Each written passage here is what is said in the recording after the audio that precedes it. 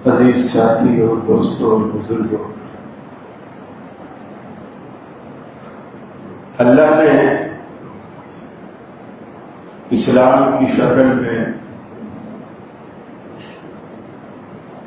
دنیا کو ایک ایسا تحفہ دیا ہے کہ اللہ کا جتنا شکر ادا کرے کم۔ پھر رسول اکرم صلی اللہ علیہ وسلم کی شکل میں اللہ نے مسلمانوں پر احسان عظیم کیا، اور آپ نے اسلام پر اپنے 23 سالہ دور نبوت میں عملی طور پر عمل کر کے بتایا کہ اس بات پہ عمل کیسے ہوگا، اس پہ کیسے ہوگا، اس پہ کیسے ہوگا۔ پھر دین کے مکمل ہونے کا بھی اعلان فرما دیا، گویا یہ بھی واضح کر دیا کہ مزید اب کسی چیز کی ضرورت نہیں۔ یہ جو مہینوں کی تقسیم ہے،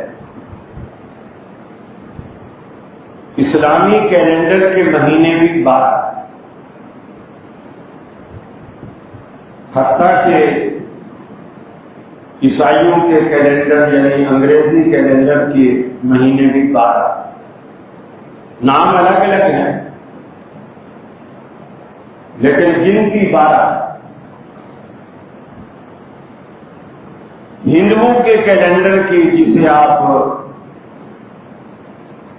جیٹھ، ویساکھ اس طرح آپ گنتی کرتے ہیں، ساون، بھادر، یہ ہندوؤں کے کیلنڈر کے مہینے ہیں، یہ بھی 12۔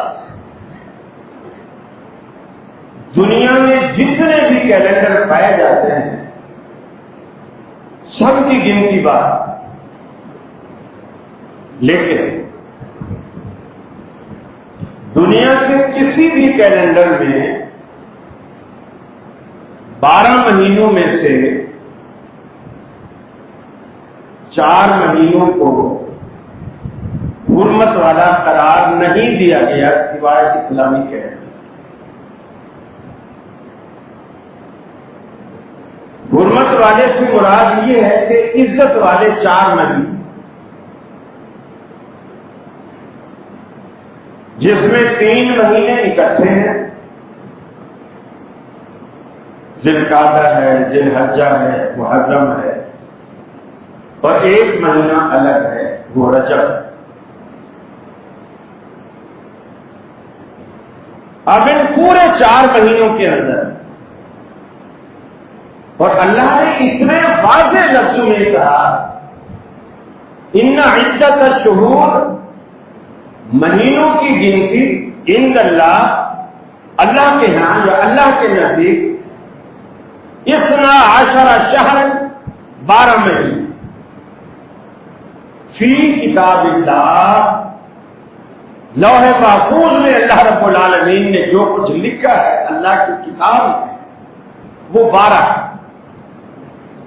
یوم خلق السماوات والارض، اور یہ اس دن سے گنتی 12 چلی آ رہی ہے جس دن سے اللہ نے آسمان اور زمین پیدا کی۔ منہا اربعۃ حرم، اور ان میں 4 مہینے عزت والے ہیں،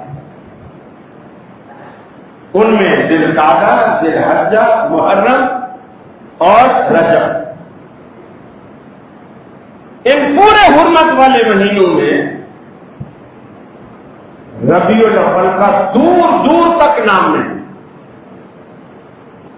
سوال یہ ہے، اگر یہ مہینہ حرمت والا تھا، تقدس والا تھا، تو نعوذ باللہ جب اللہ تعالیٰ نے زمین و آسمان کی تخلیق کی تھی اور اس وقت حرمت والے مہینے 12 میں سے 4 الگ کیے، اس وقت یہ بات نعوذ باللہ ثم نعوذ باللہ اللہ کے علم میں نہیں تھی۔ اور آج لوگوں کو پتہ چلا ہے. میں حیران ہوتا ہوں. دیکھا دیکھی پنجاب میں ایک پروگرام تھا ایک علاقے میں، تو ایک خطیب صاحب کو بھی کھڑا کیا گیا. جیسے باہر سے کوئی آئے ہوئے ہوتے ہیں تو ان کو تھوڑا آخر میں لگاتے ہیں، اور جو مقامی ہوتی ہیں ان کو پہلے لگا دیتے ہیں. اب وہ خطیب صاحب جوش خطابت میں کہے چلے جا کہ جس لمحے رسول اکرم صلی اللہ علیہ وسلم پیدا ہوئے وہ لمحہ تمام لمحوں سے افضل ہے. لوگ کہیں سبحان اللہ، جیسے پنجاب کی عادت ہے.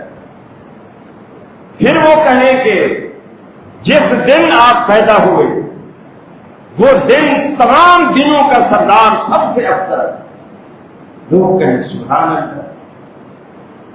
پھر انہوں نے فرمایا جس مہینے پیدا ہوئے وہ مہینہ تمام مہینوں سے افضل. لوگ کہیں سبحان اللہ. جس رات میں پیدا ہوئے وہ رات تمام راتوں کی سردار سب سے افضل. لوگ کہیں سبحان اللہ.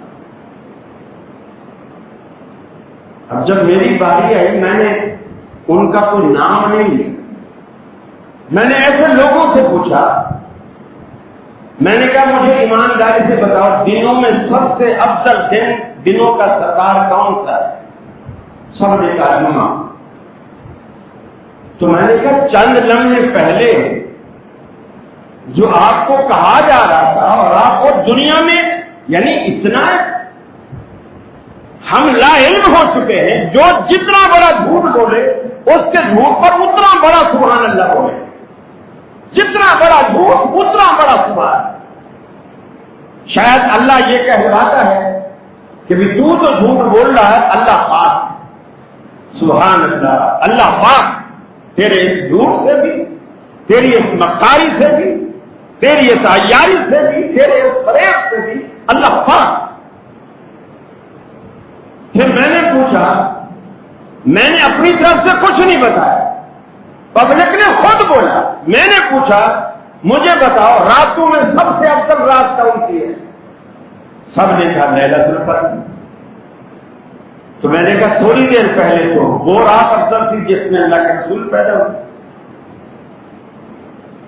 اور دنوں میں وہ دن افضل تھا جس دن اللہ کے رسول پیدا ہوئے، وہ پیر کا دن ہے.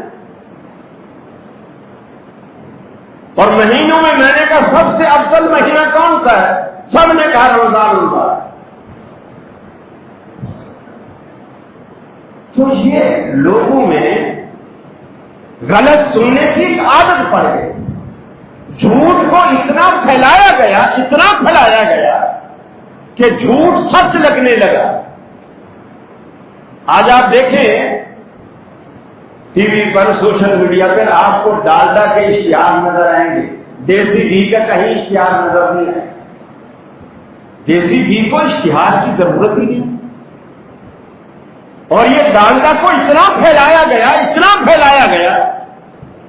اب کوئی پرانا بندہ بوڑھا گھر میں دیسی گھی لے بھی آئے تو بچوں کو اس کی بو نہیں پاتی. یہ کیا اٹھا کے اتنی گندی بو ہے؟ اس لیے کہ جھوٹ ہمارے دماغوں میں وہ ڈالڈا ہمارے دماغوں میں رچ بس چکا ہے. اب وہ جو اصل چیز ہے وہ اب بدبودار نظر آتی ہے. مزاج گندگی کا عادی ہو چکا ہے، مزاج جھوٹ کا عادی ہو چکا ہے. اس مزاج کو تبدیل کیجیے. اہل حدیث کا مطلب یہ نہیں ہوتا بس رفع الیدین کرے، آمین بولے اور ہاتھ سینے پر باندھے. اہل حدیث تو پورا ایک نظام ہے، ایک دستور حیات ہے، ہمارا ایک منہج ہے. ہمارا یہ مسلک منہج کبھی نہیں رہا عبادت کرنی ہے اللہ کی کرنی ہے، جس طرح چاہو کر لو، جہاں چاہو کر لو. یہ تو کبھی بھی ہے حدیث کا مسلک نہیں رہا. عبادت اللہ کی کرنی ہے تو طریقہ بھی وہی بتایا. اب آپ دیکھیے قرآن مجید میں لوگ اپنے جھوٹ کو ثابت کرنے کے لیے طرح طرح کی تعبیریں غلط. قرآن مجید میں آتا ہے قل بفضل اللہ وبرحمتہ فبذلک فلیفرحوا. اللہ نے قرآن میں کہا اپنے حبیب سے کہ آپ کہہ دیجئے کہ جب تمہیں اللہ کا فضل اور اس کی رحمت تمہیں پہنچے فلیفرحوا، تم خوش ہو جایا. تمہیں چاہیے کہ وہ خوش ہو. اب اس سے کیا مطلب ہو گیا؟ اس کا مطلب یہ ہو گیا کہ نبی کی پیدائش تو رحمت اور خوشی ہے، تو لہذا قرآن کہتا ہے خوشی مناؤ. خوشی منانا اور خوش ہونا یہ دو بالکل الگ چیزیں ہیں. خوش ہونے کا مطلب یہ ہوتا ہے آپ کو کوئی اچھی خبر ملی، آپ نے دل میں خوشی محسوس کی. خوشی منانا جھنڈیاں لگانا، ڈھول ڈبکے کرنا، ناچ گانے کرنا. آپ نے نہیں پچھلے سال یہ ملتان میں کوئی یہ اس طرح کے میلاد کا جلوس نکالا؟ باقاعدہ ہے کہ لڑکی جو خوبصورت ترین ملتان کی لڑکی تھی، کوئی ماڈل تھی، اس کو اٹھایا گیا، میک اپ کرایا گیا، اس کو سجایا گیا، اس کے بال بنائے گئے، پھر وہ ٹھیلے پہ اس کو ٹھیلے کو بھی سجا کے اس پہ بٹھایا گیا، اسے حور بنایا. یہ کیا ہے؟ آمد رسول پہ حور نازل ہو. وہ حور ملتان کی ہوتی ہے، یعنی رسول اکرم صلی اللہ علیہ وسلم کی ولادت کے دن کا کس بے حیائی سے مذاق اڑایا جاتا ہے اور اس کو نام دیا جاتا ہے کہ محبت رسول. آج تو سارے خوشیاں منا رہے ہیں سوائے ابلیس. ہم جو خوشی نہیں مناتے ہم ابلیس ہو گئے ہیں، اور یہ جو ڈھول ڈبکے والے ہیں سارے مسلمان. اسلام کی کوئی پرواہ نہ ہوگی، نہ نماز کی، نہ روزے کی، نہ حج کی، نہ زکات کی. لیکن 12 ربیع الاول آئے گا، دیگ پکانی بھی فرض ہے، اس دیگ میں سے چاول کھانے بھی فرض ہے، اور محفل میلاد منعقد کرنے بھی فرض ہے. باقی نہ نماز فرض ہے، نہ روزہ فرض ہے، نہ حج فرض ہے. یہی معاملہ دوسرے طبقے کا ہے، کچھ بھی نہ کرتے ہوں لیکن 10 محرم کو حلیم پکانی، حلیم کھانی، حلیم بانٹنی یہ فرض ہے. جتنی بھی جس کی حیثیت ہے، کسی کی 1 دیگ کی حیثیت ہے، کسی کی 50 دیگوں کی حیثیت ہے، وہ کرتا ہے، بناتے ہیں. باقی سارا سال چھٹی. اسلام 12 ماشی چیز ہے، اسلام 12 مہینے ہے. اگر اس مہینے کی کوئی حرمت، کوئی تقدس ہوتا، اللہ رب العالمین حرمت والے مہینوں میں شامل کرتا. آپ نے ایسا نہیں کیا. پھر نبی کریم صلی اللہ علیہ وسلم نے، مسلم شریف کی حدیث ہے، آپ پیر کا روزہ رکھتے ہیں اور جمعرات کا روزہ رکھتے ہیں، اور ہر پیر کو رکھتے ہیں. یہ نہیں کہ ربیع الاول کا جو پیر آتا تھا اس میں رکھتے ہیں، نہیں، ہر ہفتے آپ روزہ رکھتے ہیں. آپ سے پوچھا گیا تو آپ نے فرمایا یوم ولدت فیہ.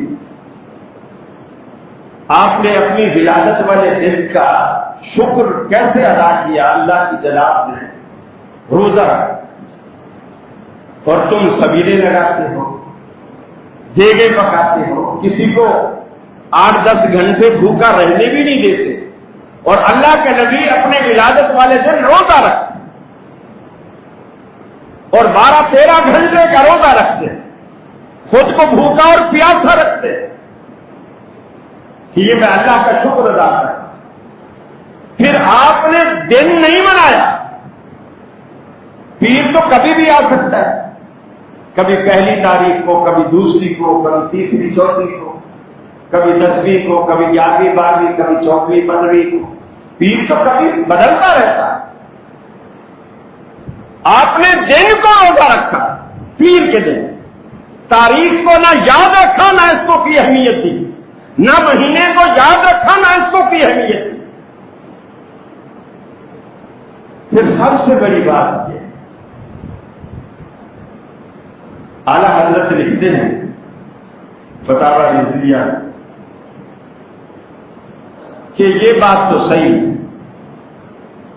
کہ رسول اکرم صلی اللہ علیہ وسلم کا ولادت والا دن جو ہے میلاد 12 ربیع الاول کو ثابت نہیں. اقوال ضرور ہیں لوگوں کے لیکن 12 کو ثابت نہیں، اور ان کے اپنے قول کے مطابق 9 ربیع الاول. اب یہ یعنی احادیث کو بھی نہیں مان رہے تو اپنے اعلی حضرت کی بات تو مانو نا. پھر وہ یہ بھی لکھتے ہیں کہ 12 ربیع الاول پر زیادہ تر علماء فقہا مورخین جمع ہے کہ 12 ربیع الاول تاریخ وفات. جب تاریخ وفات اور تاریخ پیدائش جمع ہو جائے تو پوری دنیا میں یہ اصول ہے کہ غم کو خوشی پر ترجیح ہوتی، غم کو خوشی پر ترجیح ہوتی. غم مقدم ہوتا ہے، خوشی مؤخر ہوتی. یہ نہیں ہوتا کہ غم ہم کل منائیں گے، آج چلو خوشی منا لیتے ہیں. غم تو ایک موقع پر کوئی صدمہ آتا ہے، اس کو مؤخر نہیں کیا جاتا. جب گھر میں جنازہ رکھا ہے اور اسی دن بیٹے کی شادی بھی ہے تو کوئی بے وقوف یہ نہیں کہے گا کہ جنازہ سرد خانے میں رکھوا دو، پہلے بیٹے کی شادی کر دو، پھر کل یہ ہے کہ جنازے کا اعلان کر دیتے ہیں. ایسا کوئی بھی نہیں کرتا. غم کو ہمیشہ ترجیح ہوتی ہے،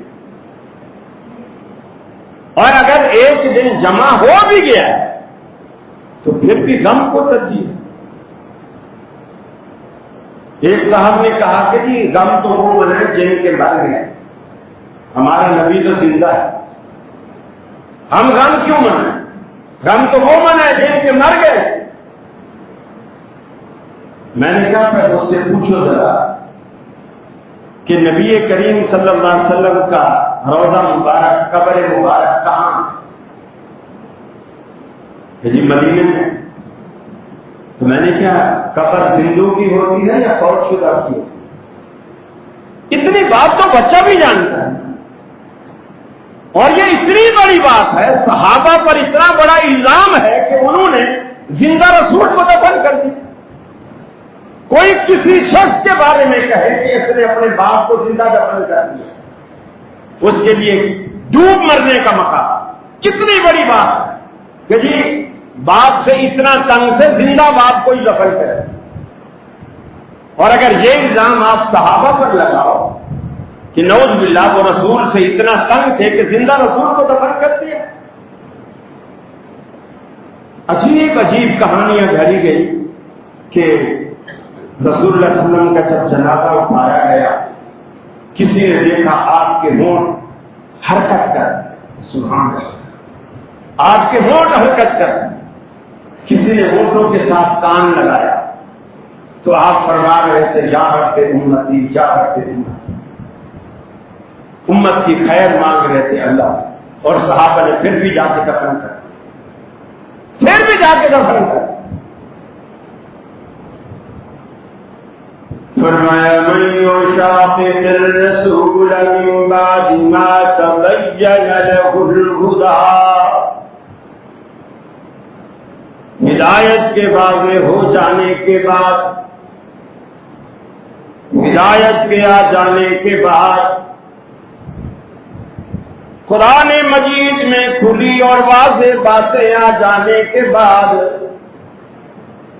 جو لوگ من یشاقق الرسول، پیغمبر علیہ الصلوۃ والسلام کی مخالفت کرتے ہیں حق کے واضح ہو جانے کے بعد، جیسے قرآن مجید نے یہ فرمایا قل بفضل اللہ وبرحمتہ فبذلک فلیفرحوا، اللہ کی فضل اور اللہ کی رحمت حاصل ہو جانے کے بعد لوگوں کو چاہیے کہ خوشی منائیں.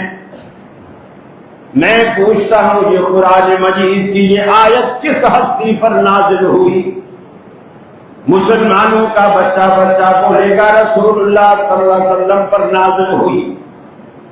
اللہ کے رسول نے اس آیت کا یہ مطلب لیا، اپنے 23 سالہ دور نبوت کی زندگی میں صحابہ کو اکٹھا کر کے ایک دن بھی مدینہ کی گلیوں میں جلوس نکالا۔ اس آیت پر آپ نے کیوں عمل نہیں کیا؟ جبکہ اللہ کے رسول قرآن جو بھی اترتا تھا خود بھی عمل پیرا ہوتے، صحابہ کرام کو بھی اس کا حکم دیتے، اور کوئی حکم آپ چھپایا نہیں کرتے تھے۔ وَمَا هُوَ عَلَى الْغَيْبِ بِضَنِينٍ، ہمارا پیغمبر غیب کی باتوں پر دخل نہیں کرتا، ہم جو بتاتے ہیں پبلک کو سنا دیتا ہے، اپنے پاس کچھ بھی نہیں چھپاتا۔ اللہ کے رسول نے ہر بات واضح فرمائی، لیکن صحابہ کرام کو اپنی محبت کے اظہار کا یہ طریقہ کیوں نہیں سکھایا کہ جب یہ دن آیا کرے، 12 ربیع الاول کی تاریخ آیا کرے، جھنڈیاں لگایا کرو، اپنی حیثیت کے مطابق دیگے پکایا کرو۔ دنیا کی جتنی بھی بدعات آج دنیا میں رائج ہیں، میں دعوے سے کہتا ہوں ان میں سے دیگیں نکال دو، یہ بدعات خود بخود ختم ہو جائیں گی۔ مولوی اگلے سال خود کہیں گے، مولوی کی بیوی بھی بولے گی، کب وقت تمہارا صبح سے شام تک بھوکا پیاسا پھرتا ہے، پھر شام کو روٹی بھی آ کر کے گھر میں کھاتا ہے، پھر تیرے جانے کا کیا فائدہ؟ اگلے سال ہی فتوے بدل جائیں گے، میاں ہم غلطی پر تھے، یہ تو منانی ہی نہیں چاہیے، یہ تو کرنا ہی نہیں چاہیے، ایسا تو سنت میں نہیں، ایسا تو صحابہ کرام میں نہیں۔ جتنی بدعات ہیں اس کے ساتھ پیٹ جڑا ہوا ہے، آپ پیٹ والے معاملے کو الگ کر لیجئے، بدعات خود بخود ختم ہو جائیں گی، خود بخود۔ اب یہ ختم شریف ہوتے ہیں نا، آپ بلائیے مدرسے سے طالب علم آتے ہیں ختم پڑھنے کے، کسی کی نانی فوت ہو گئی، کسی کا نانا فوت ہو گیا، دادا فوت ہو گیا، پارے باندھ دیتے ہیں۔ میں تو اکثر کہتا ہوں یہ کرائے کے لوگ ہوتے ہیں، وہ پارا باندھ دیتے ہیں، وہ سارے ایک ایک پارا پڑھ لیتے ہیں، پھر وہ کہتے ہیں جو میں نے پڑھا، جو اس نے پڑھا، جو اس نے پڑھا، وہ جو ان کا مولوی ہوتا ہے وہ سارے اس کو بخشتے ہیں۔ پھر وہ مولوی صاحب جو سال نے اس سے بخشا ہوتا ہے، وہ جو اپنا پارا پڑھا ہوتا ہے وہ نثر اور خیرے کی ناری کو بخشتے ہیں۔ لوگ بڑے خوش۔ اب مجھے بتائیے، آپ تجربہ کر کے دیکھیں، میں دعوے سے کہتا ہوں تجربہ کر کے دیکھیں۔ آپ مدرسے طالب علم بلائیے کسی مدرسے سے، ان سے ختم پڑھوائے، گھنٹہ 2 گھنٹے محنت کروائیں، بھلے پارا پڑھیں، 2 پارے پڑھیں یا سوالات گٹھلیاں پڑھیں، آپ پڑھوائیں۔ گھنٹہ 2 گھنٹے جب پڑھ لیں نا، اس کے بعد انہیں کہیں دعا کرا دیں، اللہ تعالیٰ ہماری نانی کو بخش دے، دعا بھی وہ کرا دیں۔ اب آپ بولیں کہ جی ہم تو غریب لوگ ہیں، کھانے والے تو ہم نے پکایا نہیں، تو بس جزاک اللہ، آپ کا بہت شکریہ، آپ تشریف لائے، آپ نے ہماری نانی کے لیے اتنی محنت کی۔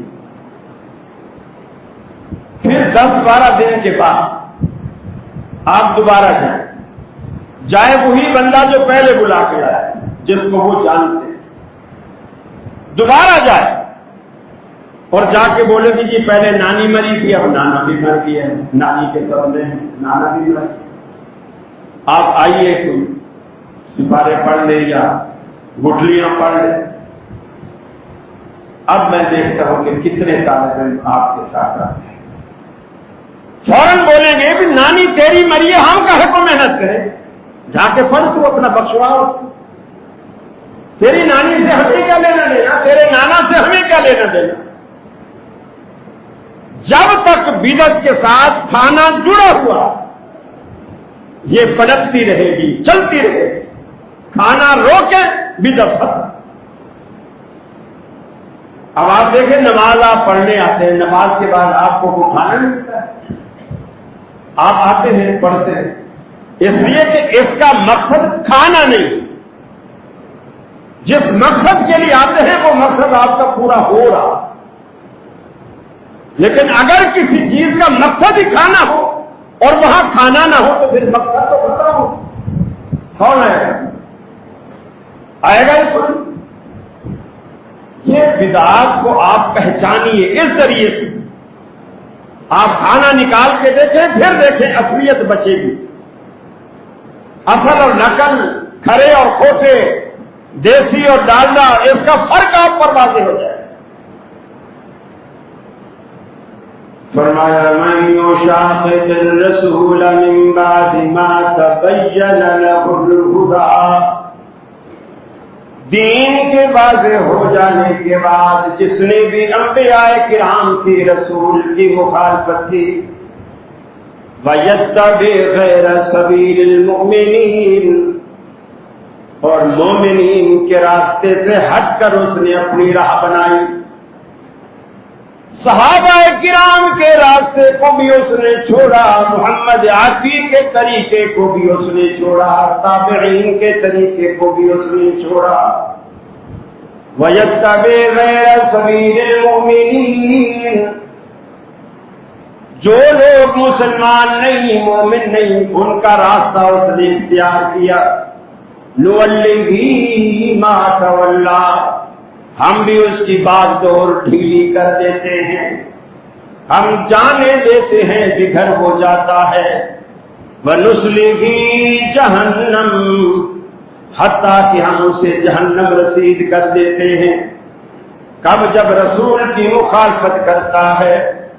اب صحابہ کرام کے دور میں اگر یہ دین ہوتا، آپ کا تہوار منانا اظہار محبت کا لازمی کوئی جزو ہوتا، تو اللہ کے رسول نے جس زمانے کے بارے میں فرمایا خیر الناس قرنی، سب سے بہترین زمانہ جس کے لوگ سب سے بہترین ہیں وہ میرا زمانہ ہے. خیر الناس قرنی ثم الذین یلونہم ثم الذین یلونہم، پھر جو ان کے قریب ہیں صحابہ کا دور، پھر جو ان کے قریب ہیں تابعین کا دور. اللہ کے رسول نے تینوں ادواروں کو سب سے بہتر دور قرار دیا، اور یہ تینوں ادوار میلاد رسول سے خالی ہیں. جس کو اللہ کا حبیب بہترین قرار دیتا ہے کہ تینوں زمانہ، میرا زمانہ، میرے قریب ترین صحابہ کا زمانہ، پھر اس کے قریب ترین تابعین کا زمانہ. یہ فرمایا تینوں ادوار دنیا کے بہترین ادوار میں ہیں، اور یہ تینوں ادوار اس بدعت سے خالی، اس بدعت سے خالی. اور بدعت اتنی معذور چیز، اتنی معذور چیز ہے کہ گویا بدعتی کے ذہن میں شیطان یہ بات بٹھاتا ہے کہ ارے دین تو ابھی بہت سارا باقی تھا، لوگوں کو پتہ ہی نہیں چلا. یہ کر تو دین مکمل ہوگا، یہ کر تو دین مکمل ہوگا. وہ بہت ساری نئی چیزیں اس سے کرواتا ہے یہ کہہ کر کہ اس میں حرج کیا ہے، کام تو اچھا ہے نا، نعت رسول پڑھ رہے ہیں، اللہ کے نبی کی تعریفیں کر رہے ہیں، کام تو اچھا ہے، اس میں حرج کیا ہے؟ حرج یہ ہے کہ اللہ کے نبی نے نہیں کیا، حرج یہ ہے کہ صحابہ کرام نے نہیں کیا. یہ سب سے بڑا حرج. مجھے بتائیے، شیعہ اذان دیتے ہیں، دیوبندی اذان دیتے ہیں، بریلوی اذان دیتے ہیں، اہل حدیث اذان دیتے ہیں، ان سب کی اذان کا آخری کلمہ کیا ہے؟ لا الہ الا اللہ. تو کیا آپ محمد رسول اللہ کو نہیں مانتے؟ شیعہ بھی صرف لا الہ الا اللہ پہ کہتا ہے، ختم کرتا ہے. بریلوی بھی لا الہ الا اللہ پہ ختم کرتا ہے، دیوبندی بھی لا الہ الا اللہ پہ ختم کرتا ہے، اہل حدیث بھی لا الہ الا اللہ پہ ختم کرتا ہے. تو محمد رسول اللہ کہتے ہوئے موت آتی. کام تو اچھا ہے نا، کام تو برا نہیں ہے، کیوں نہیں کہتے؟ اس کا کیا جواب ہے سوا اس کے کہ جو اذان رسول اللہ نے حضرت بلال کو سکھائی، عبداللہ بن ام مکتوم کو سکھائی، ابو محذورہ کو سکھائی، وہ اذان لا الہ الا اللہ پہ ختم ہوتی ہے، اس میں محمد رسول اللہ کے الفاظ شامل نہیں۔ بے شک وہ الفاظ اچھے ہیں، آپ کو پسند ہیں، آپ کو رسول اللہ سے محبت ہے، آپ اللہ کے رسول کو اللہ کے رسول مانتے ہیں، لیکن اذان میں آپ نے نہیں کہے، لہذا نہیں کہا۔ اب جو کہے وہ بدعت ہے۔ دین کو سمجھنا بڑا آسان ہے۔ اگر آپ دین کو رسول اکرم کی زبان اقدس سے سمجھیں تو دین جیسی آسان چیز ہی کوئی نہیں۔ اللہ خود قرآن میں کہتا ہے وَلَقَدْ يَسَّرْنَاهُ بِلِسَانِكَ، اے حبیب ہم نے اس قرآن کو تیری زبان پر آسان کیا، تیری زبان پر آسان کیا۔ یعنی جو بندہ تجھ سے لے گا، تجھ سے سمجھے گا، تو وہ دین کو آسانی سے سمجھے گا۔ یہی وجہ ہے آج ہم یونیورسٹیوں میں پڑھ جاتے ہیں، کالجز میں پڑھ جاتے ہیں، مدرسوں میں پڑھ جاتے ہیں، دستار فضیلت بریلوی بھی لے لیتے ہیں، دیوبندی بھی لے لیتے ہیں، اہل حدیث بھی لے لیتے ہیں، پی ایچ ڈی کی ڈگریاں بھی حاصل کر لیتے ہیں، لیکن دین سمجھ نہیں آتا، دین سمجھ نہیں آتا۔ رسول اللہ کے زمانے میں کوئی ڈگری نہیں تھی، کوئی مدرسہ نہیں تھا، کوئی یونیورسٹی نہیں تھی، کوئی کالج نہیں تھے، اونٹ چرانے والے، بکریاں چرانے والے، بھیڑیں چرانے والے اصحاب صفا نبی کریم کے سامنے آ کر بیٹھتے، تھوڑا وقت لگاتے، آپ انہیں پڑھاتے، تو ایسا ان کے دل و دماغ میں بات بیٹھتی، اس لیے کہ ان کو بنیاد سمجھ آ جاتی کہ دین وہی ہے جو نقطۂ رسالت سے نکلا ہے۔ بس اگر یہ بات کسی کی سمجھ میں آ جائے تو دنیا کا بڑے سے بڑا مفتی بھی اسے دھوکہ نہیں دیتا۔ اور ہماری یہی دعوت، میرے بھائیوں، ہماری ایک ہی دعوت ہے کہ اللہ کے بندو، اللہ آپ کو جنت نصیب کرے، جس ہستی کا آپ نے کلمہ پڑھا ہے اس ہستی کی تو بات ماننا، دنیا کی مانو یا نہ مانو، اس ہستی کی تو بات مان۔ فرمایا قل هل ننبئكم بالاخسرين اعمالا الذين ضل سعيهم في الحياة الدنيا وهم يحسبون انهم يحسنون صنعا۔ فرمایا حبیب نے کہیے کیا میں تم کو تمہارے اعمال کا گھاٹا، تمہارے اعمال کا خسارہ نہ بتلا دوں؟ الذین ضل سعیہم، وہ لوگ جن کی دنیا کی ساری محنتیں دنیا میں ضائع ہو گئی، فی الحیات الدنیا وہم یحسبون، اور وہ اپنے دل میں اپنے تئیں یہ گمان کرتے رہے انہم یحسنون صنعا، ہم تو اچھا کر رہے ہیں، کام تو اچھا ہے، قبر پہ اذان دے دی، کیا حرج ہے، کام تو اچھا ہے۔ ابھی کرونا کے دن کتنے موت نے پڑھتے ہیں، مکانوں پہ، گھروں کی چھتوں پہ، گلیوں میں اذانیں، ویسے اذان ہوتی ہے مسجد میں آتا کوئی نہیں، اور وہ جو خلاف سنت اذان ہے اس کے لیے فتوے دیے جائیں، فتوے دیے جائیں، گھروں کی چھتوں پہ کھڑے ہو کے اذانیں۔ بدعات اسی طرح جنم لے، بدعات خرافات اسی طرح جنم لے۔ نبی رحمت صلی اللہ علیہ وسلم نے صحابہ کرام کو دین کے بنیادی اصول سمجھا کہ دین اصل کہتے کسے، اور یہ بات ان کے دل و دماغ میں بٹھا دی تھی کہ دین آپ کی زندگی میں کامل اور مکمل ہو، ہر طرح سے مکمل ہو، کہ اليوم اکملت لکم دینکم واتممت علیکم نعمتی وردیت لکم الاسلام دینا، آج کے دن ہم نے اپنا دین تم پر مکمل فرما دیا، قیامت تک جتنے بھی نظام، جتنے بھی دستور، جتنے بھی احکامات تمہیں چاہیے تھے وہ ہم نے اسلام میں نازل فرما کر مکمل کر دیا۔ اتممت علیکم نعمتی، اسلام کی شکل میں اپنی تمام نعمتیں تم پر مکمل فرما دی۔ ورضیت لکم الاسلام دینا، اور بطور دین کے میں نے تمہارے لیے اسلام کو پسند کیا۔ اور اسلام وہی ہے جو آج سے 1400 سال پہلے پہلی وحی مکہ میں اللہ رب العالمین نے محمد عربی پر نازل فرمائی۔ اس کے سوا کوئی نہ تو دین ہے نہ اسلام ہے۔ اتنی بات آج کے جمعہ کے خطبے سے اگر آپ پلے باندھ کے جائیں، دین صرف وہی ہے جو آمنہ کے لال پر نازل ہوا۔ آپ کے بعد بھی بات اگر کوئی آئی ہے تو وہ اللہ کی قسم دین نہیں ہے، اللہ کی قسم وہ دین نہیں۔ میں مسجد میں کھڑا ہوں، اللہ کے گھر میں کھڑا ہوں، منبر رسول پہ کھڑا ہوں، نبی کے دنیا سے جانے کے بعد ایک لمحے بعد بھی اگر کسی نے کوئی بات نکالی ہے وہ دین نہیں۔ دین آپ کی زندگی میں مکمل ہے، اور یہ ساری چیزیں جو کچھ آج ہو رہی ہیں یہ آپ کے بعد کی ہے، اور بہت بات کی۔ لہذا نہ اسے اسلام سمجھا جائے، نہ وہ کھیرے کھائی جائیں، نہ پکائی جائیں، نہ بانٹی جائیں، نہ گھر پہ کوئی دینے آئے تو وہ قبول کی جائے۔ بعض ہمارے سیدھے سادے رکھ رکھاؤ میں وہ جی ہم لے تو لیتے ہیں، پھر چھت پہ قبو کے لیے رکھ دیتے۔ کیوں قبو کے لیے رکھ دیتے ہو؟ کیوں قبو کے لیے رکھ دیتے ہو؟